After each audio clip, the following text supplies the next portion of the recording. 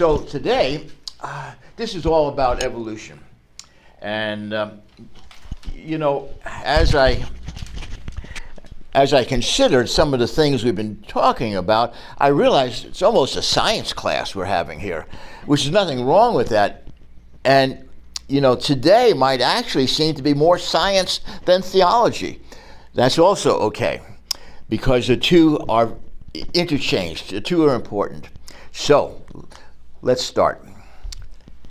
Well, evolution rests on two pillars: the pillar of chance and the pillar of mutation. And I spoke at length about chance. You remember, chance does not even exist. Chance is a descriptor. It's not an agency. There's no such thing out there called chance that is doing things.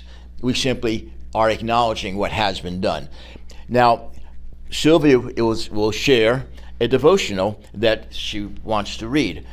I do. And you have to stand here. I know. This is from Dr. David Honey, Jeremiah. So. Got it. Okay, here. Got to stand there. Okay. Anyway, it's the title. It's a daily devotional, and I happened to read this a couple years ago, and for some reason I kept it in the bathroom library, and I read it periodically, and it just impressed me. So I read it at our deacon meeting, and because all of us are here for a reason at this moment in time. So it's entitled, No Chance. There was in the days of Herod, the king of Judea, a certain priest named Zacharias of the division of Abijah. The story of the gospel didn't start with Mary, Joseph, or even Bethlehem. It began with an aged couple in the Judean hills, a priest named Zacharias and his wife Elizabeth. That's where Luke begins the story of Jesus in the first chapter of his gospel. We don't know the exact year of Zacharias' birth. Perhaps he was 70 BC or earlier, but he served quietly and faithfully for decades, not realizing his life was no mere accident on God's calendar. He and Elizabeth had been born at the precise time to place them in the historical lineup for the coming of the Messiah. They lived in the days of Herod, and despite their age and humble circumstances, the fullness of time had arrived, and they were part of it. In the days of Herod, few people expected the birth of the Messiah. The rabbis had misread the ultrasound charts of the Old Testament prophecy, but Jesus arrived exactly at the right moment in the fullness of time. God's ultimate providence over our lives places us where he wants us and when he wants us there. Each of us is born at the exact moment in time that God has ordained. Our times are in his hands. We are here on earth for a reason. Look around then and see how God wants to use you. Indeed, this is a quote from the Heidelberg Catechism, which I believe is probably after Martin Luther. Oh, definitely. Indeed, all things come to us not by chance, but by his fatherly hand. And I don't think that takes over free will, because even the omniscient creator knows what we're going to do, whether we obey or not. But he's aware of these people that were in his historical timetable. And I think that's pretty awesome. Well, thank you, Hun. I call her Hun. Even when we're at meetings, I can't call her Sylvia all the time. It just seems so formal. I call her Hun. And she knows that. Anyway, today,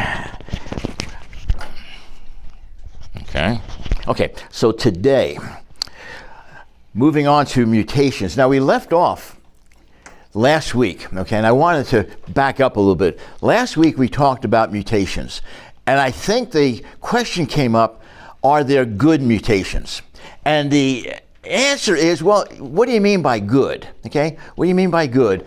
And do these good mutations lead to a new species? Do they? All right, so what I'm showing you, whoops, wrong way.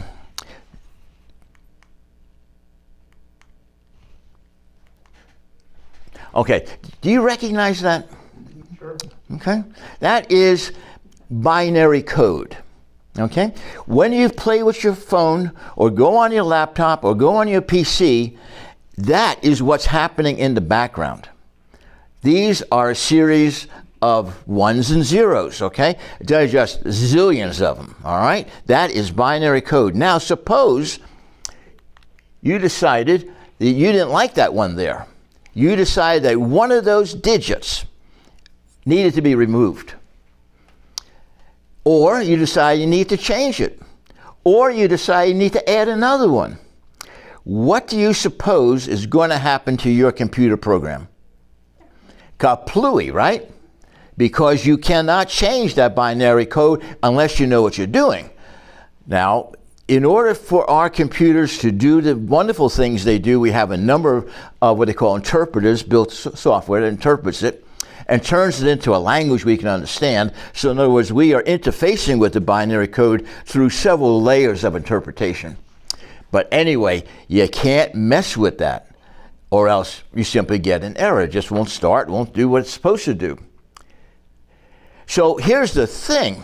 We have, in terms of our DNA, yeah, occasionally there'll be a mutation which is, beneficial, and it's about 1 in 10,000. 1 in 10,000 mutations are beneficial. And the vast majority of these we call loss of function. So of the 10,000, we got 9,999 called loss of function. Does that trigger any thought? If you lose function, what is the opposite? Dysfunction. Back there in the old COVID days, what were they trying to do? It was gain of function. So gain of function is when you take one of these guys and try to make them better. Okay? The vast majority are loss of function. In other words, you don't do something, they are neutral or deleterious or whatever. The vast majority are not beneficial. However, if it's 1 in 10,000 is, let's say, beneficial, what would it take to have 2 in a row? Now you have to have 10,000, 10 times 10,000, so that would be like 1 in 10 to the 8th, I think, something like that. And it goes on and on. So the vast majority are, quote, bad. And it all depends on what do you mean by good, okay? See, the thing is, we're going the wrong way. Because what happens is we begin to accumulate these bad mutations inside of our, what we call a genome. A genome is our overall DNA, everything, our genome. And we keep accumulating mutations. And what this means is we're actually going the wrong way. We're getting worse, not better. Okay? Now, granted, we have medicine and all that, which is keeping us alive longer than perhaps we should. But you remember after the flood, and the Lord says, your days will be limited. Listen, limited to 120 years. I'm thinking, whoa, 120 years, you're limiting us? That was down from, how old was Noah? Like 900 years or something. That was a drop. Now, we are not living to 120. We're living to about 71 years globally. And then that's about it. And around here in Green Valley, we celebrate our age. But nevertheless, we are aging. Things are going gradually wrong internally. And that's part of the aging process. We look at our skin and we say, you know what? Where did that come from? Those spots, those growths, they're mutations. Now, they don't hurt us necessarily unless it turns out to be cancer, because cancer is a mutation too. And you look and say, where did that black spot come from? And that black spot says, I'm a bad mutation, I want to kill you. That's a big melanoma. So where does cancer come? Every cancer is a mutation. They can be benign or they can be very, virulent. But, so here's the thing. We're going the wrong direction. And so a parent, and I have this highlighted down here, a parent can never produce an offspring with fewer deleterious mutations than it carries itself. Each time we have a generation, that next generation has more mutations built in than the one before. Now, if we get a mutation after we have our children, well, that's on us, okay? But if you have a mutation that affects the gametes, okay, the germ cells, the sperm, the ovum, if it's in there, you got trouble, because now you're passing it on. All right, Oops, I'm going the wrong way all the time. That's what you just said. We're going the wrong way. Yeah, it's getting worse. Okay, so what do we mean by good? Well, there is some examples of good. Lactose tolerance.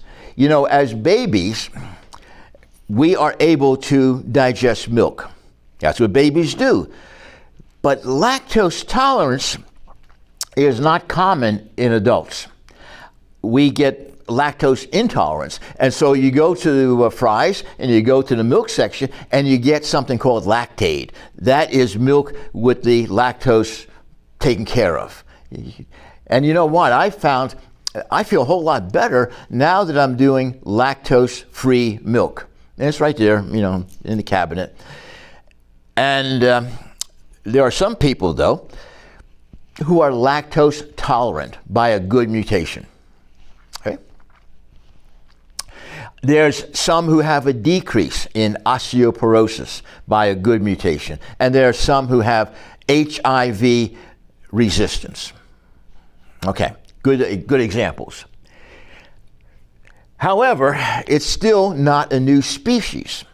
It is you with some good news. In other words, unless that mutation, say for lactose tolerance, is within sperm or egg, we don't necessarily pass that on. The next generation will be as bad off as we are with the lactose intolerance. All right. But if the organism is an infectious bacteria, then a mutation of antibody resistance could develop. That's good for them, but it's bad for us. So there are occasional examples of good mutations, but they do not lead to a new species. So I was saying, unless you know what you're doing with the binary code, you can't, you're just going to mess it up. However, if you have the intelligence or have the training, you can go into, this is called a registry. Your computer has one. And you can go in there and manipulate it. Now this guy, he's trained. He knows what he's doing. God can go into our genetic code and make a change, but we sure can't. All right, so again, any change is a mutation and almost always deleterious.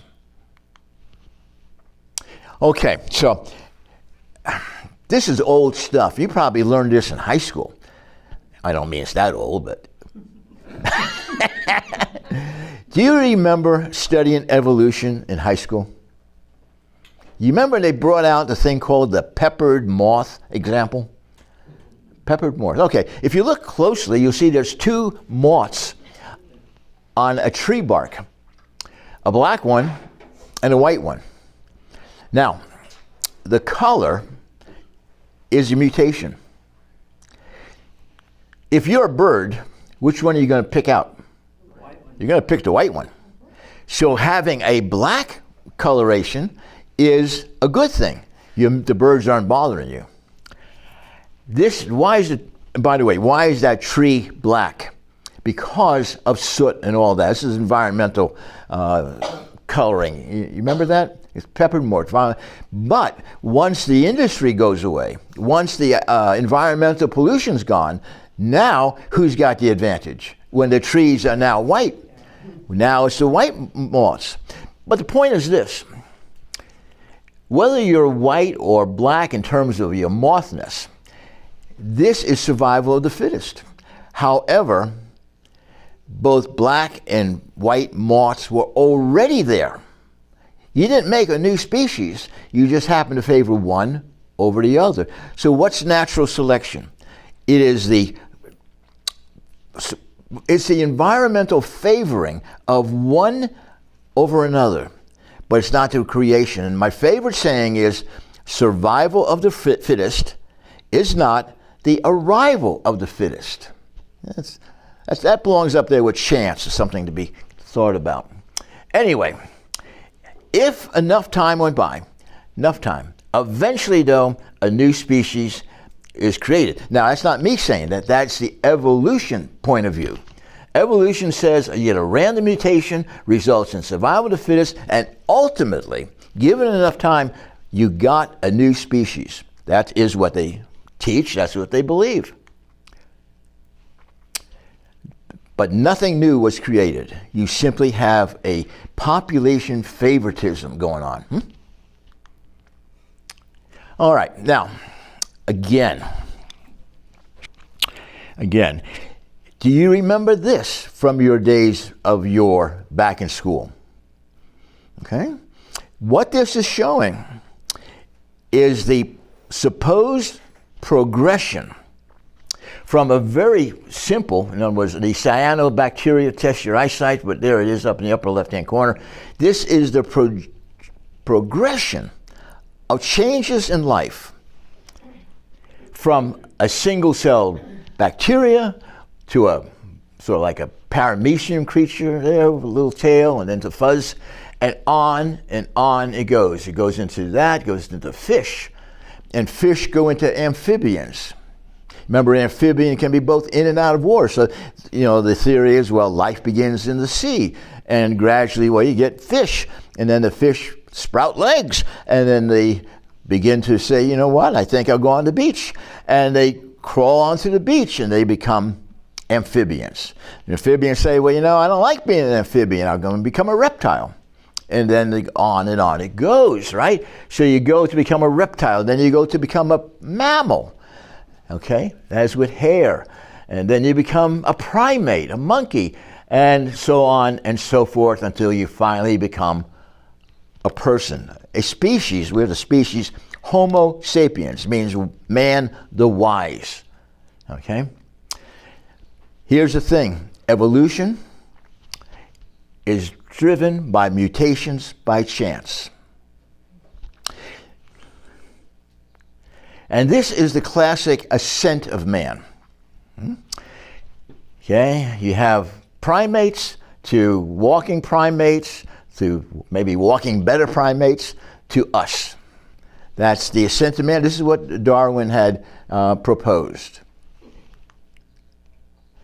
I like this one. Yeah. Stop following me. Oh, I think it's funny. Anyway, so here's the thing.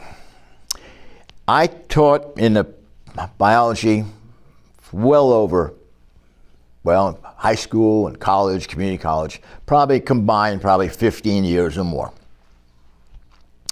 You don't find creationists among the faculty. You don't. And you say, though, if you were to come up with a creationist point of view, and you say, well, I'm not sure I believe this evolution stuff. I'm not sure I believe that fish became amphibians, became reptiles. I'm not sure I believe that. And they say, well, what do you believe? I say, I believe in creation. And they say, well, you mean you believe in Adam and Eve? Yeah. See, here's the thing. I think Adam and Eve embarrasses us. Because, in a way, isn't that kind of, I don't know, it's unscientific, isn't it? To say, I believe in Adam and Eve, and it's almost like a pejorative. So, here's the thing for us as Christians. Everything begins in the garden. Think about this. No Adam, no Eve, no salvation. Or put it like this, no Adam, no Eve, no sin, no salvation. Okay? Salvation is necessary because of what took place in the garden. If you say instead, well, I had a monkey following me around, even though he was a close relative, that is still not the creation story. The creation story is solidly about Adam and Eve and their fall. Okay? And their fall. Okay. I suspect that Christians are not rooted in their belief in Adam and Eve. Any thought about that? You see, it's a tough thing, because if you got evolution, you don't have salvation.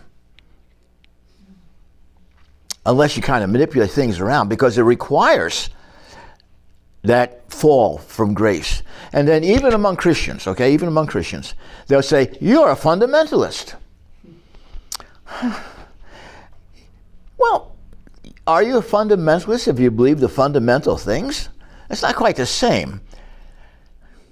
So to say you believe something is so important. Any questions about the whole nature of salvation having its start in the garden? Anything you want to talk about with that? We can talk.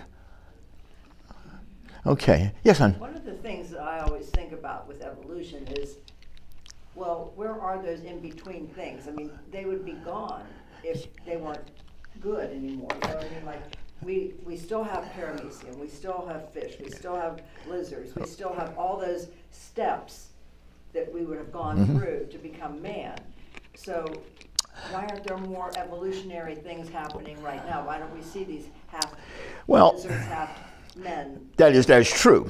But it would be argued that the process of evolution is so slow, we don't see it.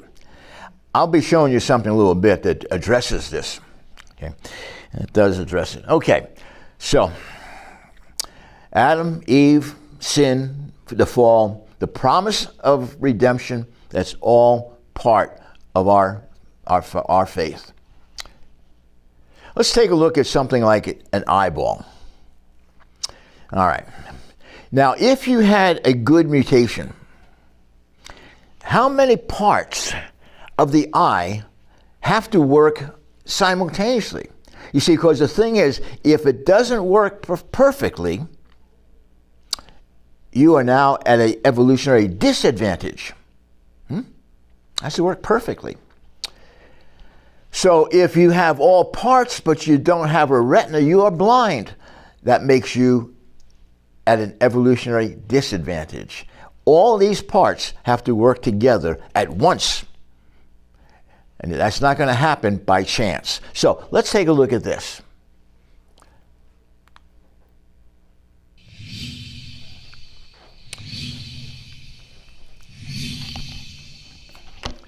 Great photographers make taking a picture look easy. They pair a select lens to a sophisticated camera and adjust shutter speed and aperture size to capture the perfect photo. Our eyes perform similar tasks, but we're precisely engineered better than any camera, and their components are vastly more sophisticated. The cornea is responsible for approximately 70% of light focus. It bends light in precise ways to enter your pupil, just like a camera lens. The iris widens or shrinks to adjust to different environments. In dark environments, it widens to let in more light. In bright environments, it shrinks to protect your eyes from overexposure. The lens focuses light onto the retina, which captures and converts light waves into nerve impulses and sends them through the optic nerve to the brain. Of course, the ability to see is so complicated that we need more than just an eyeball. We also need muscles. Ocular muscles rotate eyes inside the skull in perfect sync with the demands of vision. One muscle uses a small ligament as a pulley to rotate the eye toward the nose. A ring of tiny muscles adjusts the lens shape so we can quickly focus from far to near and back to far. When the brain receives nerve impulses, it translates them into images. The images actually come in upside down, but thankfully, the brain flips them around. God's marvelous engineering makes it possible for us to see the details of His creation. The eye, specialized nerves, and unique muscles all operate in perfect harmony, better than any camera. Could it have been made by time and chance? No way. Just as cameras have a designer, the seeing eye is an ingenious design made by an all-powerful creator. The hearing ear and the seeing eye, the Lord has made them both. Proverbs 20:12. Okay, so what do you think? How marvelous is our body, our creation? Just marvelous. So we have a choice as people. We can say God did it, or chance did it. I'm putting my vote with God, right? I'm saying this is too much to expect from mutations. Remember, all those parts would have to mutate simultaneously so we would have a functional eye. And that's just one of many organs, okay?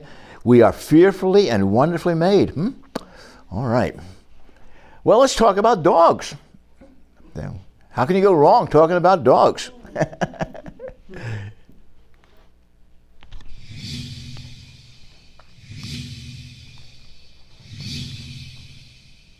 As the old saying goes, dogs are man's best friend. Dogs perform many useful tasks, from hunting to security to helping people with disabilities. Most of us would agree, we're just glad they're part of the family. Dogs belong to the genus Canis. The Bible doesn't use the word species, but tells us that God created animals according to their kind, meaning a type of created category of creature. Dogs are part of the canine kind. But how did we get so many of these lovable dog breeds? All species change only within their kinds. For example, scientists have observed that stickleback fish can switch from living in saltwater to freshwater between generations, but they all still remain stickleback fish. Darwin used variations in finch beaks to illustrate how all creatures might have developed from a common ancestor over time. But despite these small changes, the finches are still finches. Different species of iguanas are uniquely adapted to land and marine environments, yet they can still interbreed, showing they come from the same kind. Domestic dogs, wolves, foxes, and coyotes are all part of the canine kind. Within the canine kind, differences like size and coat color show tremendous variation, not evolutionary change. Because dogs have 78 chromosomes, 30 more than chimpanzees, they can produce variety more quickly than other kinds. And humans get the best end of the bargain. Canine variation not only showcases God's creativity, but provides a unique best friend for every task and everyone. So, what we're looking at here, we know that there are many breeds of dogs. Okay? And here they're lined up. How they got them all to sit together, I don't know. And I would suspect that each of us who has a dog has a unique dog species. You know, it's a parentage that is unique to the dog. How is it that happens? How do we get different breeds? You know, where do they all come from? Well, what's the definition of a species? A species is a population of interbreeding individuals that results in a fertile offspring. So even though you have Great Danes and you got little Chihuahuas, you say, well, you know, I can't imagine that mating situation. But the fact that within that lineage, back and forth, up and down the line, there's interbreeding, because of that, that makes dogs of all breeds one species. As a matter of fact, you wouldn't have a mutt for a dog. You know, I got a Lapapoo, whatever, you know, if it wasn't possible for the interbreeding to take place. So anyway, we have to watch that we don't confuse breeding with species. The Lord says, after their kind. And that's fine. That's fine. So, a breed is not a species. So why? And I just told you, because of interbreeding is possible, and therefore what is a species? In Genesis, 10 times, the phrase, after their kind, is used. Talks about cattle, talks about mammals, and so forth. In biology, we would have a thing called a taxonomy, a listing of order, starting at the very top and go all the way down to the species level, which is the lowest level. And notice I have an arrow pointing to the category family. So anything within the family, then for example, that family would be the Canis family, all the animals that are dog-like, whether they be coyotes or foxes or whatever, they belong to the canine family. Underneath that is the various genus. We can have a lateral movement within a family because that's still after their kind. But what we don't do, what we never see happening, is family turning into or rising into higher orders. So what happens is dogs do not breed with cats. You don't get dats or cogs. they're different kinds, different species. Okay. However, breeding is not natural, in a sense. It's a artificial selection. And you say, or maybe not you, but at some point, someone says, you know, I want to have a dog that has these characteristics. Some dogs are real great at going after rats. You know, I want a dog that's a good ratter. So you kind of select those and cause them to interbreed. But that's still not artificial. That's not natural selection. So despite these huge differences, the Chihuahua and the Great Dane are the same species. Canis lupus familiaris.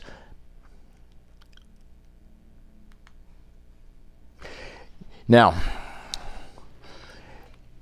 the story, and of course we have no way of proving it, the story is that all dogs are descended from the gray wolf. That's still in the same species, by the way. And the story goes that the gray wolf noticed the humans' encampment. And the gray wolf is hungry and says to himself, essentially, I think I'll go over there to that campfire and see if they'll give me something to eat. Because, you know, dogs have been domesticated with humans for a long, long time. So the dog wolf says, I'm going to go over there and see if they'll give me something to eat. What could go wrong? This goes wrong. 10,000 years later, they did that. Okay, and that's perfectly good, I guess, if you want to put bonnets on your dog. But the wolf says, what could go wrong? Well, yeah, a lot can go wrong. All right, don't do that to your dogs. Humiliate them. Now, a mule, and you also learned this back in the day. A mule is the offspring between a horse and a donkey. Those are two separate species. And when you do that, you get a mule. Donkeys and horses produce mules. Hence, we have a very nice painting of three mules, done by a world-famous painter. And but mules are sterile. You can't get baby mules from mating two mules. And that kind of agrees with that species idea. They are reproducible only within their own kind. All right? So no new species has been created with the mating of horses and donkeys. Any questions about that? Anything you want to know about the painter? Yeah, it's me. Okay. Now, let's talk about whales. All right. How do we get whales? Well, when the evolutionists, they come up with some evidence of fossils, evidence of what's called comparative anatomy. Comparative anatomy is to say, okay, you know, a reptile's got legs, and mammals got legs, and people have legs. So they design a scheme out from that the legs are related. As a matter of fact, but they're related in terms of function. Comparative anatomy. Vestigial anatomical parts. The coccyx tailbone has no known function in humans. Known function. The appendix has no, again, underline, known function. But that doesn't mean it doesn't have a function. It's just it's not known. I think actually they're coming up with some reasons why an appendix is needed. But I'm not up on that. Whales have hip bones. How come? Well, let's take a look at this.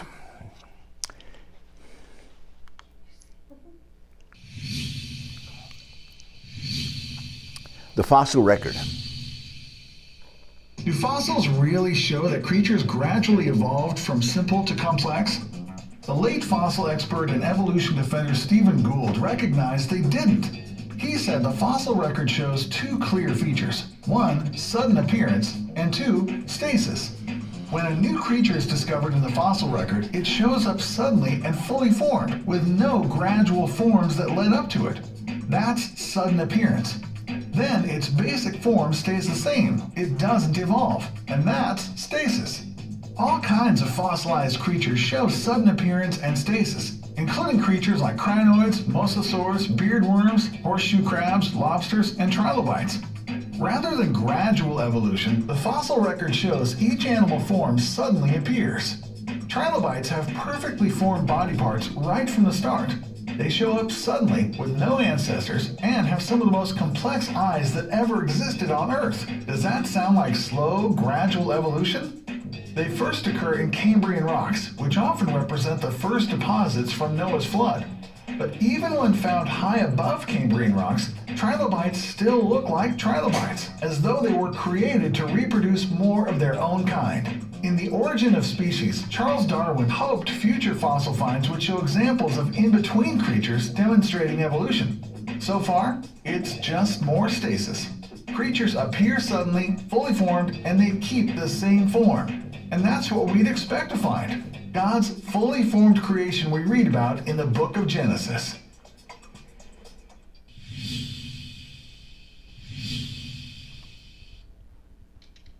We're talking about whales.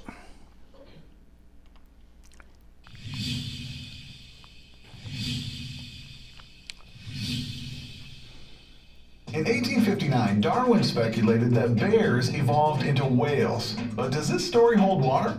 Secular scientists support Darwin's hunch with two main arguments. One, fossils, and two, useless features, also known as vestigial features. They claim that fossils show a clear evolutionary progression from land mammals to whales. But many of these fossils are incomplete. Take the famous fossil Pachycetus. Scientists first found an incomplete skull, and it didn't even have a body. Later, a more complete Pachycetus discovery revealed perfectly normal legs. Pachycetus lived on land.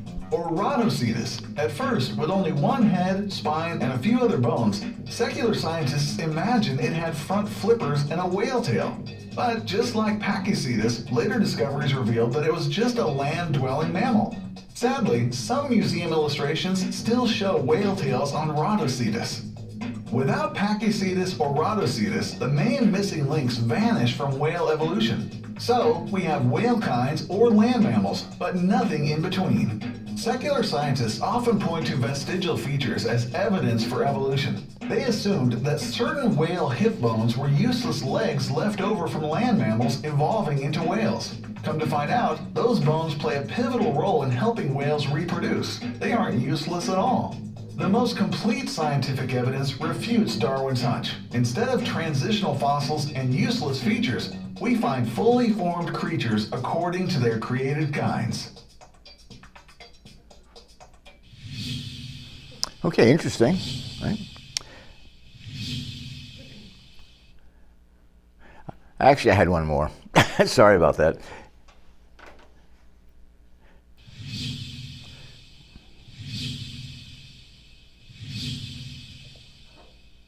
If evolution were true, the fossil record should show one type of animal life in the lowest layers, then two, then four, and so on. But Darwin himself had a difficult time explaining what we now call the Cambrian explosion of life. Cambrian rock layers contain nearly all the basic animal forms, including echinoderms, arthropods, and even chordates, with no trace of transitional fossils in lower Precambrian rocks. And each fossil exhibits amazing complexity. For example, Cambrian arthropods had advanced compound eyes, like we see today in dragonflies and bees. The eyes were tuned to the way light travels through water, allowing the creature to see straight. This required each eye to have over 3,000 interconnected lenses. Compare that to only one lens in each human eye. Cambrian rocks also contain fossil fish that look like today's lanceolets and hagfish. The fish had perfectly crafted skeletal supports inside their bodies, an opposite arrangement from Cambrian arthropods like trilobites. The Cambrian layers show an amazing amount of diversity and complexity. Evolutionists claim it happened in a mere 5 to 10 million years, the equivalent to a blink of an eye in so-called geologic time. Sudden appearance?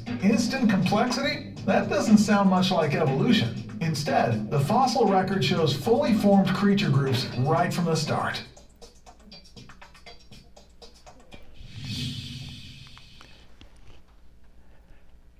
Okay, well, that's a lot there, and I hate to rely heavily on AV, but there are times when that presents material that would be very difficult for me to show you otherwise.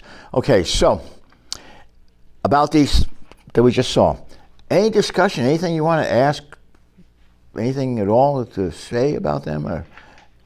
Well, isn't it true that the fossil record is very incomplete because the conditions need to be right for a fossil to form, and most things that die are lost? Well, that's true, but again, the Cambrian layer, nothing below that. But that may be because below that there were a lot of soft tissue things, but oh, I see what you say. I see what you're saying. The soft tissue. Fossilized well. Yeah.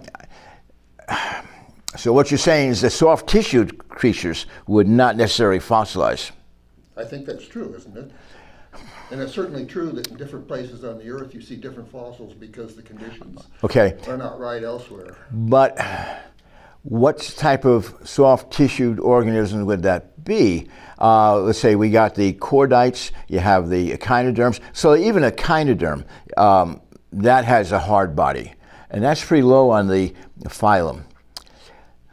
Well, let's bear that in mind. Okay? All right, so here's the other thing about us, Homo sapiens, man the wise. And boy, I wonder if that's really true. Man the wise. And we are unique, I believe. We are unique in creation. Unique in the universe. So what are some of the characteristics of Homo sapiens? Usins. Okay.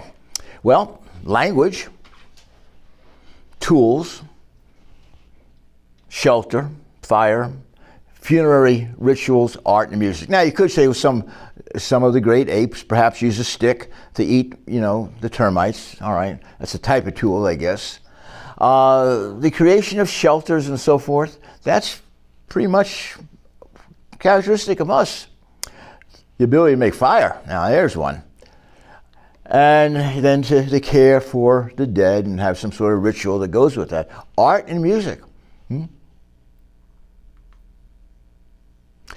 I like little cartoons. Okay, so here's the wife saying, no, his mastodon before this, except after the antelope, The development of the language police. Throw it in. Okay, so we have signs of human activity. For example, the Tohono O'odham Nation, Tucson area, A Mountain. Okay, up there in A Mountain, 450 to 1450 AD, carving into the rock. One of the things that characterizes Homo sapiens is art. Now, I'm not saying this is great art. The mules, that was great art, but but nevertheless, the desire to express oneself in terms of art. And they were expressing, this is the Tohono O'odham right here in Tucson area, in terms of what their environment was, in terms of what they experienced. And you recognize a horse, and you recognize a guy with a bow and arrow and a wheel and all the rest. So cave art. What do we know about cave art for certain? What do we know about it? Well, we know a couple of things. One, it was art. I think it's art. And two, it was in caves. Beyond that is speculation, conjecture. It tells a story. I think cave art tells a story. It tells a story. And and you know what these guys are doing? Now, first of all, the cave art is telling a story. In some cases it's just scribble, But on the other hand, not everybody is on the level of a mule painter. So they, So this is an example of, obviously we recognize it as a horse. Okay? Now consider this. And there's some more. We have a bunch of horses running. And if you look, you see the hoof prints are kind of put in between and all the rest. How difficult is that to do? How difficult? Well, first of all, when a painter paints, he's got the subject in front of him or her. You got the subject. They're posing. You don't have horses posed in the cave, right? You don't say, bring that horse in, I'm going to give it paint. I'm going to get him on there. You have to paint him from memory. And say, I remember what it looked like. And look at some of the other things. I'm going to go back just a couple of... Okay, let's go back to this. Notice what the artist is doing in terms of shading. Okay? I mean, he's got the body outlined, but he's also shading it in such a way to give dimensionality to it. You know, and he, by the way, he has only one shot at this. You know, it's not like he can scrape it off. He has got to go someplace in the cave, but you don't have do-overs when you're painting in a cave. And furthermore, what are you using for paint? What you got? Any thoughts on what that paint could be? I think it comes from, plants and so forth. Well, he's going to use plants that are available. He's going to use charcoal for black. He's probably going to use ochre, which is a clay type of product, okay? In other words, he's using some of the earth pigments that we would use today, umber and so forth. But he's painting the horse from memory, which is pretty good. Because I'm not sure I could do that. No, I probably could. But anyway. All right. I'm very impressed. Look, here we have a stampede, and you kind of recognize these guys are all running. So what am I trying to say? That these tell us a lot about the artist. That the artist is not a primitive. He's not what we would normally associate as a very prehistoric man. These are intelligent people who are painting in a cave. And why in a cave? Well, first of all, it's sheltered to some degree. It's what we call a media. It's a surface you can use. You don't have canvas. You can't just paint on the ground. It'll be washed away. But the cave wall, that's somewhat permanent. So you can go in there and paint there. Why do they paint? Because they have to express themselves. They have this need to create, this need to be self-expressive. And then, in many cases, you'll see handprints. Why do they do that? How did they do that? Well, what they did is they put the pigment in their mouth and blew on it. But anyway, it's like they're signing the work and say, I was here, I did this. Okay, that's a very human thing, not primitive. Well, when you look at civilizations, okay, and you look at, well, how old are the various civilizations? You go to Egypt, you say, well, how old are the pyramids? Well, was it 3200 BC? Well, that's back there. The Sphinx, a little younger, 2500 BC. Easter Island, not that bad, 1400 AD. Stonehenge, have you been there? Okay, 3000 BC.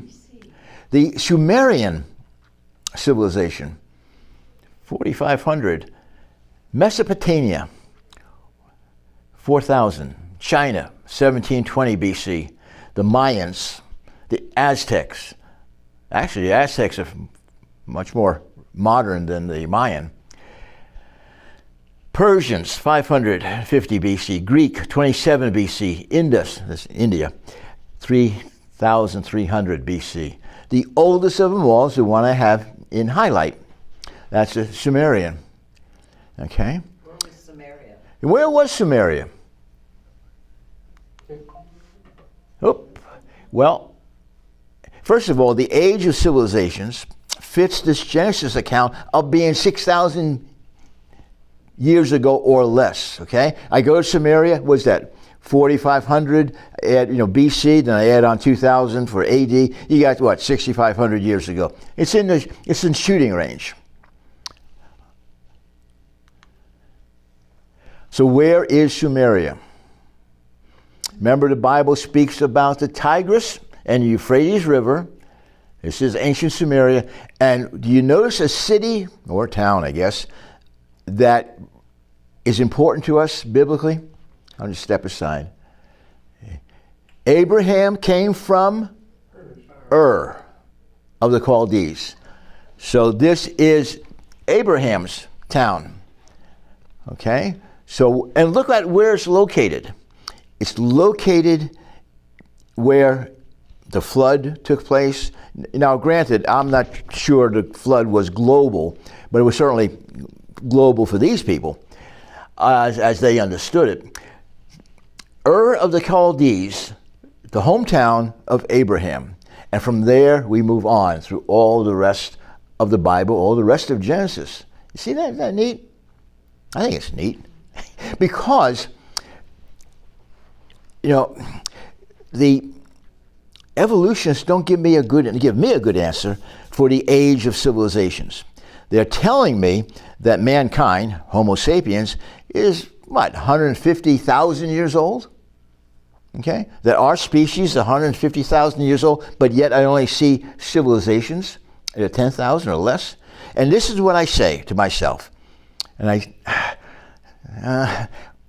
what I say is, what the hell have we been doing for 100,000 years? Yeah? If there we are, Homo sapiens, with our ability to create and have all the rest of those talents, and we're just sitting around for 100,000 years or whatever, then suddenly we're going to start doing stuff that's really modern? Okay, bottom line, what do I believe? Well, I believe that as Christians, we are too meek, that the world has a view, and that worldview is, no, Christians, you're wrong, it didn't happen the way you think. And I'm saying, no, it did happen the way we believe. That God made us,